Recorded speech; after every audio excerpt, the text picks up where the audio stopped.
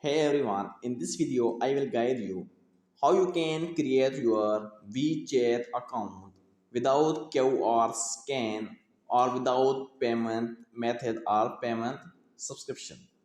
So in order to create your WeChat account, first of all go to Play Store and search for WeChat app.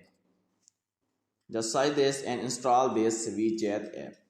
Now after when you install it, just click on open and your WeChat app will be open. Now I have this interface because I already have an account, but you will get the option to sign in or sign up. So here I will click on this more options and I will click on sign up. You will also click on sign up. After when you click on sign up, here you can see first of all write your name, then click on country and select your country. Let's suppose I will select my country. Now write your phone number and password.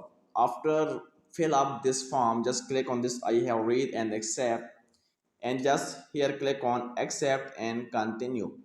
Now when you click on accept and continue, the WeChat app will send you a confirmation code on your mobile number.